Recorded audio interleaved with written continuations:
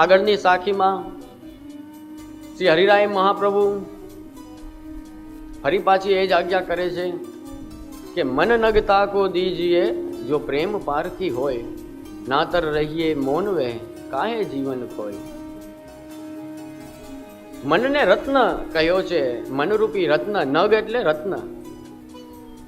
આપણે ત્યાં શાસ્ત્રમાં કહ્યું છે કે મન એવ મનુષ્યાણામ કારણમ બંધ મોક્ષયો, કે આ મન જ છે, આ મન જ કારણ છે એને બંધન અને મુક્તિ થવાનું. મનથી જ માણસ બંધાઈ જાય છે, મનથી જ લૌકિક આસક્તિઓમાં અટવાઈ જાય છે. અને જો એ મનને કેળવે, મનને અલૌકિક બનાવે, મનને સત્સંગ આપે, તો એ જ મન એને મુક્ત કરી દે છે આ બધી જંજાલોમાંથી. કામ એ મન જ કરશે, મન મુખ્ય છે. અને ભગવદ્ ગીતામાં ભગવાન કહે છે કે ઇન્દ્રિયોમાં મન છે, હું છું. કહ્યું છે ને ભગવદ્ ગીતામાં કે બધી ઇન્દ્રિયોમાં મન છે એ હું છું. તો હવે વિચારો, ઠાકોરજી કરે એમ જ થાય જ ને. આપણે આપણું મન થાય એ કરીએ. મન છે તો ભગવદ રૂપ છે, તો ઠાકોરજીની ઈચ્છા થાય એમ થાય છે. મન જ એના રૂપ છે. પણ એ મન ગમે તેને જ્ઞાય પણ આપવું નહીં. પણ જે પ્રેમ પારખી હોય, જે એવો ભગવદ ભક્ત છે, જે ઠાકોરજીના પ્રેમને સમજી શકતો હોય, જે આ ભાવને, પુષ્ટિ ભાવને સમજી શકતો હોય, એને મન આપવું. આપણું મન એટલું સસ્તું ના હોય કે બધે લાગી જાય. આપણું મન એવું નબળું ના હોય, વૈષ્ણવનું મન, કે જ્યાં જાય અહીંયા ચોટી જાય, એવું મન ના હોય વૈષ્ણવ. નવું ક્યાંક પણ, હા જરૂર મનની વૃત્તિ ચંચલ જરૂર છે, પણ એને અભ્યાસથી, સત્સંગથી એને ઠાકોરજીમાં લગાડી શકાય છે. અને ઠાકોરજીના ચરણારવિંદમાં એકવાર મન લાગી ગયું તો પછી આગળ આગળ ધીરે ધીરે ધીરે અંતઃકરણ સુધી એ પહોંચશે.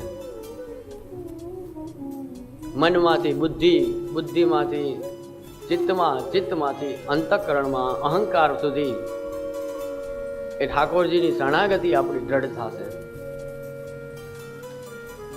અને એવો કોઈ ના મળે કે જે ઠાકોરજીમાં સ્નેહ વાળો ના હોય, તો એની સાથે ભગવત ચર્ચા કે સત્સંગ થાય નહીં. નાતર રહીએ મૌન વે, તો મૌન રહેવું ઉત્તમ છે. ગમે તેની સામે ભગવદ લીલાનું ચિંતન કરવું કે ગાન કરવું, એના કરતાં મૌન રહેવું ઉત્તમ છે. કારણ કે કોનો કઈ કયો અધિકાર હોય, ભાવને સમજી શકે ના સમજી શકે. દાખલા તરીકે આપણે ત્યાં શાસ્ત્રાર્થ પ્રકરણ, સર્વ નિર્ણય, તત્વાર્થ દીપ નિબંધ, આ બધા જે પ્રભુના મહાત્મ્યનું જ્ઞાન કરાવનાર જે ગ્રંથો છે, એનો અભ્યાસ કોઈ કદાચ ન કરે અને સીધા કીર્તનો અને 84-252 વૈષ્ણવની વાર્તા વાંચે, તો જો એ ભગવત સ્નેહ વાળો નથી, ભગવાનનું મહાત્મ્ય જાણતો નથી, તો કદાચ એને અપરાધ થઈ શકે, એમાં દોષ જોઈ શકે. એવા એવા ચમત્કારના પ્રસંગો હોય તો એને મનમાં એવો ભાવ આવી શકે કે આવું કંઈ થોડી થતું હોય. પણ એક વખત જેમાં મહાત્મ્યનું બોધ થાય છે, એવા ગ્રંથો એનો અભ્યાસ તમે કરો તો તમને પેલું શું કે શીરો ખાવી કેવો ઉતરી જાય ને તરત, એમ ઉતરી જાય બધું. હા, ઠાકોરજી માટે તો આ શું, એમ ઠાકોરજી માટે તો આ રમત વાત છે. ચમત્કાર એટલે ઠાકોરજી માટે રમત. ચમત્કારની વાત કરું તો આજે ગિરિરાજજી તલભાર ઓછા થાય છે. અમે નાનપણમાં જોયા હતા ત્યારે આટલા ઊંચા દર્શન થતા. અત્યારે ધીરે ધીરે ધીરે આપણે ત્યાં પ્રસંગ છે ને કે દરરોજ ગિરિરાજજી તલભાર ઘટે છે ને જમીનમાં પધારે છે. એનું કારણ એ જ છે કે આપને પછી ભૂતલ ઉપર બિરાજવું જ નથી. જ્યાં સુધી આપનું કાર્ય છે, જ્યાં સુધી પુષ્ટિ ભક્તો છે, જ્યાં સુધી મહાપ્રભુજીનો માર્ગ છે, ત્યાં સુધી ગિરિરાજજી બિરાજશે. પછી તો આપે ભૂતલમાં પધારી જશે. તો એ ચમત્કાર આજની તારીખે થાય છે. ચમત્કાર આખી છે શું? ચમત્કાર એટલે બીજું કઈ નથી. જો ઠાકોરજી માટે બધે બધું ઉપલબ્ધ છે, ખાલી જેને કહેવાય ને પ્રગટ કરે છે ને અપ્રગટ કરે છે. આવિર્ભાવ ને તિરોભાવ, બસ એટલું જ થાય છે. એને આપણે ચમત્કાર કહીએ છીએ, જે ઠાકોરજી માટે બહુ સહજ વાત છે, રમત છે.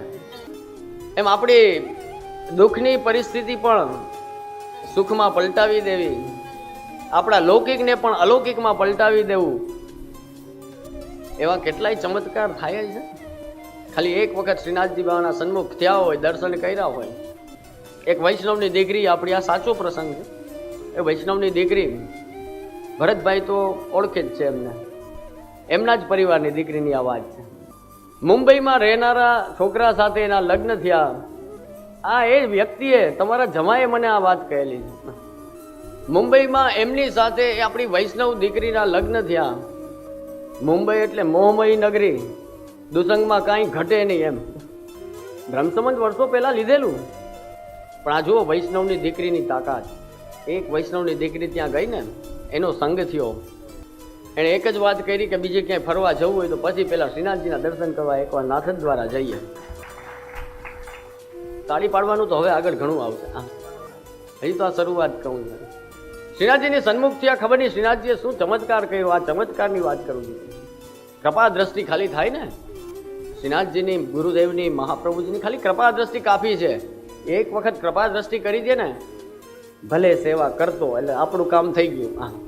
ખાલી એકવાર કૃપા દ્રષ્ટિ કરી દે, એમ કે ને ભલે ને કરતો સેવા, ખાલી પ્રભુના મનમાં આટલું આવી જાય ને એટલે કૃપા થઈ ગઈ આપણી ઉપર. પછી જે કંઠી નતો પહેરતો એ શ્રીનાથજીના દર્શન કરીને કંઠી પહેરવા માંડ્યો. ધીરે ધીરે ધીરે ધીરે એવો વૈષ્ણવ થયો, એવો વૈષ્ણવ થયો કે આજની તારીખે ગોકુલમાં નિત્ય વાસ કરે છે ને, 2 ટાઈમ સખડી ધરે છે ઠાકોરજીને. વિચાર કરો તમે, જેને દૂર દૂર સુધી કાંઈ લેવા દેવા નતા, એ આપણી આ વૈષ્ણવની દીકરીની તાકાત. એ વ્રજવાસ કરવા માંડ્યો, ઠાકોરજીની સેવા કરવા માંડ્યો.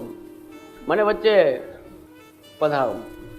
તો મારા વાલા એક કહેવાનું તાત્પર્ય એ છે કે ચમત્કાર છે.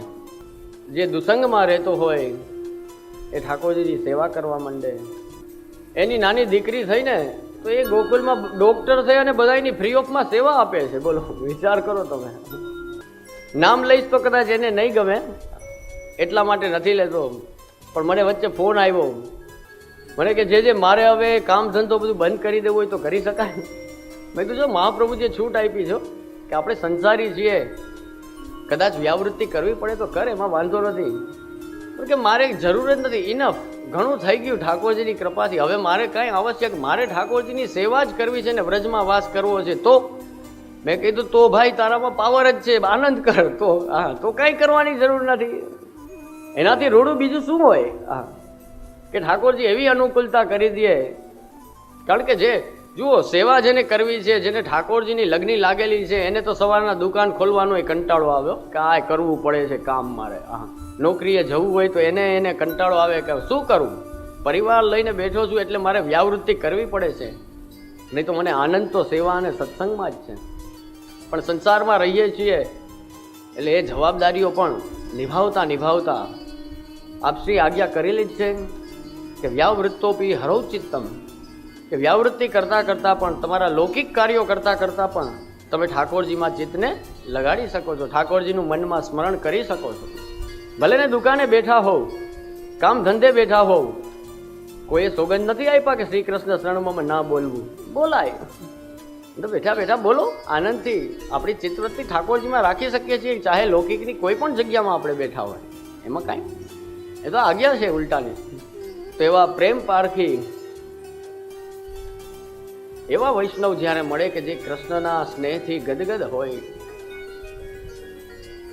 એનો અવશ્ય સંગ કરો, એની સાથે ભગવત ચર્ચા કરો, ઠાકોરજીની અલૌકિક વાતો કરો એની સાથે. 30મી સાખીમાં આપ કહે છે કે પ્રેમ પારખી જો મિલે તાકી કર્મ અનુહાર, 300 પ્રિયા પ્રીતમ મિલે સબ સુખ દીજે વાર. બધાય સુખ જ્યાં નાના થઈ જાય, એ સુખ ક્યું છે? તો કે જ્યારે યુગલ સ્વરૂપની સેવા પ્રાપ્ત થાય, જ્યારે ઠાકોરજી સ્વામીજી આપણને મળી જાય, 300 પ્રિયા પ્રીતમ મિલે. એ ભગવદીઓની એવા વૈષ્ણવની સેવા કરો, મનોહાર કરો, એ પ્રસન્ન થાય એવું કરો. એ પ્રસન્ન થશે તો ઠાકોરજી ખૂબ નજીક છે. પછી આપણી સામાન્ય રીતે દોષ દર્શન જ ખરાબ છે. વૈષ્ણવમાં ને ભગવદીયમાં તો કલ્પના જ નથી થતી. પણ સાધારણતયાએ જુઓ, દોષ દર્શન કરશો એનાથી શું થશે કે હૃદયમાં ને મનમાં એ કચરો જમા થતો જાય. બધાના દોષ જ જોઈ રાખે. પ્રસંગ હોય ને પ્રસંગ, ત્યારે હવે જેમના ઘરે પ્રસંગ હોય એ બિચારો તો એ બધા કામકાજમાં હોય, અને જે પ્રસંગમાં આવ્યા હોય એ બધા ફ્રી હોય. એ ફ્રી હોય ને એટલે એમ કે અહીંયા હજી આમ કર્યું હોત તો સારું થાત, અહીંયા આમ કર્યું હોત તો સારું થાત.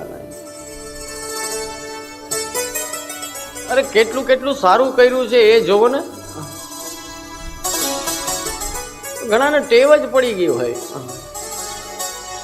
આમ તો બધું સારું હતું પણ થોડુંક આમ એને બધું સારું બોલતા જ ના આવડતું હોય. હા, આમ બધું સારું હતું પણ થોડુંક જરાક આમ. અમારા તાજજી મહારાજ ને શ્રી દ્વારકેશલાલજી તાજજી, આપને આપના સ્વરૂપનું તો શું કહું કે શું કહી શકું હું. આપનું એવું સ્વરૂપ હતું કે આ જુનાગઢ, જામનગર બધે જે નિધિ સ્વરૂપો બિરાજે છે ને, એ આપને આજ્ઞા કરતા કે આપ અહીંયા પધારો અને મને કંઈક સામગ્રી સિદ્ધ કરીને અરોગ આવો. આ આપનું સ્વરૂપ હતું.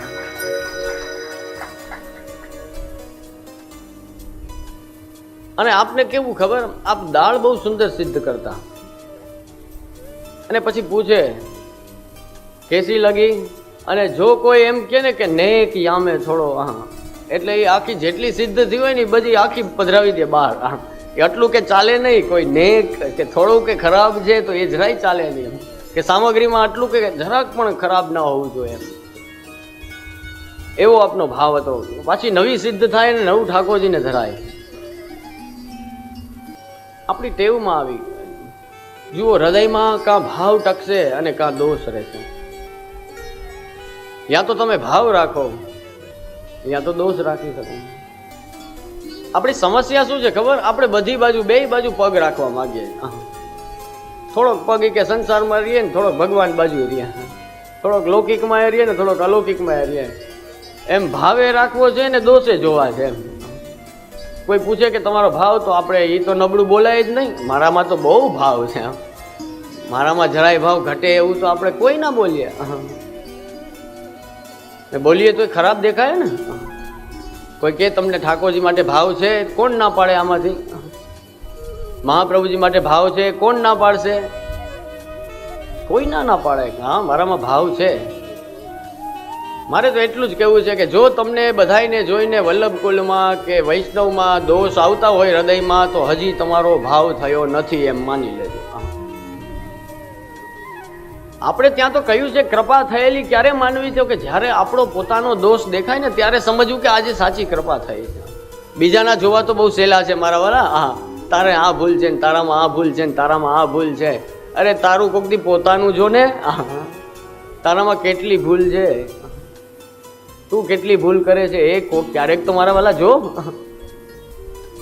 માણસને તરત બીજાની ભૂલ તરત દેખાઈ જાય, બીજાના દોષ તરત દેખાઈ જાય, અને પોતાની પ્રશંસા થવામાં એમાં મજા આવી જાય કે આહા, એ કાનને સાંભળવું ગમે. એમ કહ્યું તમને, પોતાની પ્રશંસા માણસને કાનથી સાંભળવી ગમે. પણ આપણી પ્રશંસામાં રાજી થવું ને, એ સમજી લેજો ધીમું ઝેર છે. આ આપણા માટે નુકસાનકારક છે.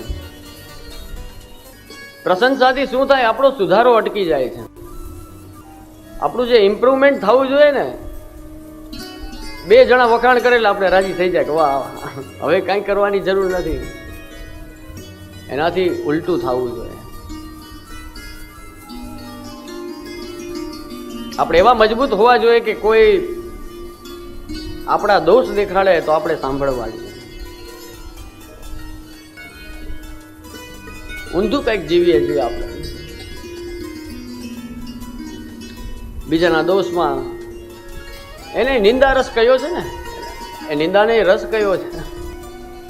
દર્શન કરવા બધા જાય ને હવેલીમાં, મુખિયાજીને પૂછે કેટલી વાર છે દર્શનની, અંદરથી જવાબ આવે 10 મિનિટ 15 મિનિટ. એટલી વારમાં તો અડધા ગામની અહીંયા 10 મિનિટમાં તો ઓલો આવો ને ઓલી આવી. અરે ઘરે તો એ બધું હતું જ. તમે મંદિરે કે હવેલીએ દર્શન કરવા આવો તો ઘરથી થોડુંક કામ જુદું તો લાગવું જોઈએ ને કાંઈક. તો ઘરે તો લૌકિક હતું જ, ઘરે તો આ બધું હતું જ કે ઓલો આવો ને ઓલી આવી. હવે એ બધું પાછું હવેલીએ લઈ આવો તો એનો મતલબ શું છે? તો ઘરે જ રહ્યો ને મારા વાલા. એમાં વૈષ્ણવના દોષ જોવા એ તો અપરાધ છે. આપણે ત્યાં મથુરા અમારા તાજજી શ્રી દામોદરલાલજીનો એક પ્રસંગ છે બહુ સુંદર. તાજજી મહારાજના કોઈ તરસ્પસ કર્યા, એ વૈષ્ણવ બોલ્યા, હા શ્રી વલ્લભ, એટલે આપ આજ્ઞા કરે છે કે 1 મિનિટ ઉભો રહે. શ્રી વલ્લભ બોલીને ચરસ્પસ કરે છે ને તો તું તો આવતીકાલે હું કદાચ ગમે એ કરું ને મારામાં પછી દોષ જોતો નહીં, અને નહીં તો બસ મને ખાલી દામોદરલાલ માનીને ચરસ્પસ કરી લે, વલ્લભ બોલવાની જરૂર નથી. વિચાર કરો તમે, કેટલી સૂક્ષ્મતા છે આ ભાવની સૂક્ષ્મતા છે. એક બાજુ આપણે કહીએ વલ્લભ વલ્લભ કહીએ, એક બાજુ કહે વલ્લભના વલ્લભીય વૈષ્ણવો, મારા વાલા વૈષ્ણવ, મારા વાલા વલ્લભ, અને બીજે દિવસે એમના માટે જ કંઈક બોલીએ. આ ક્યાંનું મને કંઈક સમજાતું નથી. આ આપણો કેવો ભાવ કહેવાય? હવે તમે જ મને કહો, આ ભાવ કહેવાય કે દોષ કહેવાય? એટલે હૃદયમાં યા તો દોષ રહે અને યા તો ભાવ રહે, બેમાંથી એક ટકશે. જો ભાવ ભરેલો હશે ને તો એ દોષને જગ્યા નહીં આપે, અને દોષ દોષ દોષ જ ભરેલો હશે તો ભાવ માટે જગ્યા નહીં રહે. અને પુષ્ટિ માર્ગ તો ભાવ પ્રધાન છે. આપણી મુખ્ય સુગંધ શું છે? પુષ્ટિ માર્ગની સૌરભ શું છે? તો કે ભાવ છે ને, એ જ પુષ્ટિ માર્ગ છે. જો પુષ્ટિ માર્ગમાંથી ભાવને બહાર કાઢી લ્યો ને તો પછી એ પુષ્ટિ તત્વ જ રહેતું નથી. પુષ્ટિની તાકાત, પુષ્ટિની સુગંધ શું છે? તો કે આ ભાવ. એ ભાવ જ આપણો મુખ્ય આધાર છે. એટલા માટે શ્રી હરિરાય મહાપ્રભુ અહીંયા ચેતાવે છે આપણને કે રંચક દોષ ન દેખીએ, નહીં તો માનોમાં, નહીં તો વૈષ્ણવ માનોમાં. અને એક વખત વલ્લભ કે વૈષ્ણવ માયના પછી એમાં દોષ જોવા એ આપણા પોતાના માટે નુકસાન કરવા બરાબર છે. વે ગુણ પ્રેમ અમોલ, પ્રેમ સુહાગી જો મિલે તાસો અંતર ખોલ. એ અંતર તો ત્યાં ખુલે જ્યાં આવા ભગવદ ભક્ત, કદાચ આપણને એમની કૃતિ કંઈક સમજાતી ના હોય. આપણી સમસ્યા એ છે કે કંઈ સમજાય નહીં ને આપણે આપણા મનથી નિર્ણય ઉપર આવી જાય કે આ તો આવો છે, એણે શા માટે એવું કર્યું એ સમજીએ નહીં આપણે. વાત સમજાય છે ને? કોઈની કૃતિ જોઈને સીધા નિર્ણય ઉપર ના આવો, એની પાછળનું કારણ જાણો, એ શા માટે એણે એવું કર્યું એ જાણો, પછી કોઈ ડિસિઝન ઉપર આવો. આ તો પોતે કોર્ટ હોય એની જેમ સીધો ગુનેગારને સજા, એ તો આવો જ છે ને, એ તો ઓલી તો આવી જ છે. અરે પણ હજી જાણ તો ખરી, સમજ તો ખરી એની પ્રોબ્લેમ જો, એની પરિસ્થિતિ જો બધી. એટલે આપણે જજ નથી બનવું, આપણે કોર્ટ નથી થવું મારા વાલા, આપણે એક વલ્લભના સાચા વૈષ્ણવ બનવું છે. બસ એ થઈ જાય ને તો એ ઘણું છે. આપણે આ દોષ જોવામાં, સમય બગાડોમાં, સતયુગમાં આવ્યા હોત તો હજી કદાચ ચાલે. 1 લાખ વર્ષનું આયુષ્ય હોય છે સતયુગમાં, ત્રેતામાં 10,000 વર્ષ હોય છે, દ્વાપરમાં 1,000 વર્ષ હોય છે, આ કલિયુગમાં તો માંડ માંડ 100 વર્ષ છે. એમાં સમય ક્યાં છે આપણી પાસે કે આમાં બધે બગાડીએ જ આપણે? હા, સતયુગમાં આવ્યા હોત તો બરોબર કે 5-7 હજાર વર્ષ ભલે આમાં વયા જાય, બરોબર ને? 5-7 હજાર વર્ષ દોષ દર્શનમાં વયા જાય, પછી આપણે સુધરશું. બાકીના 10-1 હજાર વર્ષ આમ કરશું, પછીના 10,000 વર્ષ આમ કરશું. એમાં શક્ય છે. અત્યારે સમય મારા વાલા આપણી પાસે બહુ ઓછો છે. આ દિવસ અને રાત છે ને એ આપણા આયુષ્યને ખાતું જ જાય છે, ખાતું જ જાય છે, ખાતું જ જાય છે. આપણું આયુષ્ય ઘટાડે છે, દિવસ અને રાત થાય છે.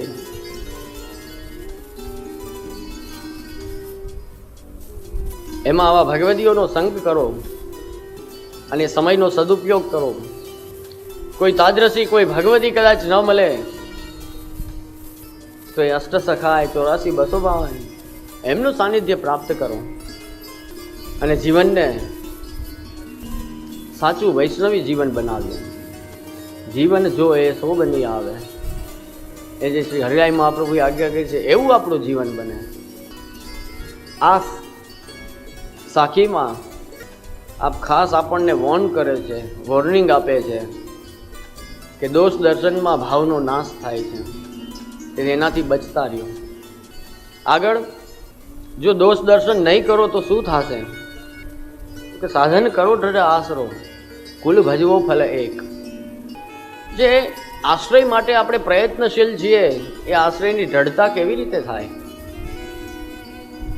એ આવા ભગવદીઓના કૃપાથી થાય. કુલ ભજવો એક. શ્રી હરિરાય મહાપ્રભુને વલ્લભ સિવાય કોઈ વાતમાં રસ નથી, એમ કહો તો ચાલે કે વલ્લભ અને આપનું કુલ એકમાત્ર નિષ્ઠાના દર્શન અહીંયા કરાવ્યા. અને એવા કોઈક દ્રઢ આશ્રય વાળો ભક્ત મળી જાય કે કોઈ વલ્લભ વંશના દર્શન થઈ જાય, શ્રી ગુસાઈજી 7 બાલક, તો આપના માટે આપ લખે છે કે પલક પલક કે ઉપરે વારો કલ્પ અનેક, કે આવા અનેક કલ્પને વારી દઉં ખાલી એમના એક પલ માટે. એમના દર્શનની એક પલ મળે ને તો એના ઉપર અનેક કલ્પ વારી દઉં. આવા ભગવદ ભક્તના, આવા દ્રઢ આશ્રય વાળા. કલ્પની ખાલી નાની સમજૂતી આપીને આગળ વધીએ. કલ્પ એટલે બ્રહ્માજીનો એક દિવસ. આપણે જેમ દિવસ રાતના હિસાબ કરીએ છીએ, કલાકોના હિસાબ કરીએ છીએ, બ્રહ્માજીને ત્યાં કલ્પ અને મન્વંતરના હિસાબ હોય છે. સતયુગ, ત્રેતા, દ્વાપર અને કલયુગ, આ 4 યુગની એક ચતુર્યુગી થાય છે. અને આવી 1000 ચતુર્યુગી થાય ત્યારે બ્રહ્માનો માત્ર એક દિવસ જાય છે. એ ભૂતલ ઉપર તો આવી 1000 ચતુર્યુગી નીકળી ગઈ હોય છે. એક કલ્પ કહેવાય. અને એક કલ્પની પાછી 1000 ચતુર્યુગીની રાત્રિ, ત્યારે બ્રહ્માજી શયન કરે, પોઢે છે. એટલી વાર સસ્તી હોતી નથી, એ બ્રહ્માની રાત હોય છે. તો 1000 ચતુર્યુગી જેવડો એક દિવસ અને 1000 ચતુર્યુગી જેવડી એમની એક રાત થઈ. એ બ્રહ્માનો એક કલ્પ કહેવાય. અહીંયા એવા વારો કલ્પ અનેક. આવા ભગવદીના દર્શન થઈ જાય ને તો એના એક પલના દર્શન માટે બ્રહ્માના આવા કેટલાય કલ્પ વારીને ફેંકી દે, એમ શ્રી હરિરાય મહાપ્રભુ કહે છે. જુઓ, કલ્પ માટે ભાગવતમાં બહુ રુચિકર પ્રસંગ આવે છે કે રૈવત રાજા હતા સતયુગમાં. એમની પુત્રી હતી રેવતી, ધર્મનિષ્ઠ રાજા. સંતો સાથે, દેવતાઓ સાથે, બ્રહ્માજી સાથે, એમ ત્યાં સુધી કનેક્ટેડ, એવડું કનેક્શન એમનું બ્રહ્માજી સુધીનું. કારણ કે ધર્મની નિષ્ઠા હતી એમની, ધર્મમય જીવન હતું. જેમ આપણે સૌ ચિંતા કરીએ ને, દીકરી ઉંમર લાયક થાય તો લગ્નની ચિંતા કરીએ ને, કે કોઈ સારો છોકરો મળે. ઘણા અમને કહેતા હોય કે આપ બતાડજો, કોઈ હોય તો હું હાથ જોડું કે મને રહેવા દે. હું તો તમે નક્કી કરીને આવો એટલે આશીર્વાદ આપી દઈશ, બતાવું નહીં હું. એ કામ આપણું નહીં. એ નક્કી. પાછું તમે અમને શું, અમને પૂછો. હવે અમારી પાસે તો ગમે એવો ખરાબ હોય ને, એ હાથ જોડતો જોડતો જ આવે, સારો થઈને જ. અમને ન પૂછાય ક્યારેય. ગામમાં બીજા 4-5 ઠેકાણા હોય ત્યાં જ તપાસ કરાય. અમને પૂછો તો અમારે ત્યાં તો ગમે એવો દુર્જન હોય ને, એ સારો થઈને જ આવતો હોય હવેલી. મારા શ્રી પાસે એકદમ સારો બનીને જ બેઠો હોય. અમારી પાસે તપાસ કરવી એ ખોટા ઠેકાણે તપાસ કરવા બરાબર છે. અમારી તકલીફ એ કે અમે બધાને સારા જ માનીએ. ના ના, બધા સારા છો. જુઓ, આપણે અંદરથી સારા હોય ને તો કોઈ ખરાબ દુનિયામાં છે જ નહીં. તકલીફ એ છે કે ખરાબી બધી આપણી આંખોમાં, આપણા મગજમાં, વિચારમાં ભરેલી છે. નહીં તો બધા સારા છે. અને સારા ને સારા મળીએ જાય. જે ભગવદીય હોય, જે સાચો સત્સંગી હોય, એને સાચો સત્સંગી મળી જ જાય. એક બહુ સરસ વાત છે કે જ્ઞાની સે જ્ઞાની મિલે, કરે જ્ઞાન કી બાત, અને ગધે સે ગધા મિલે, કરે લાતમ લાત. જ્ઞાની હોય અને જ્ઞાની સામો મળી જ જાય, પ્રેમી હોય અને સામો પ્રેમી મળી જ જાય.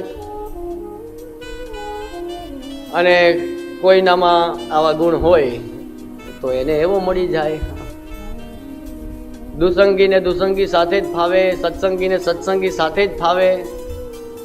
ઓટોમેટિક સહજ રીતે એ મળી જ જાય ને એને ત્યાં એમ ફાવે જ. એમને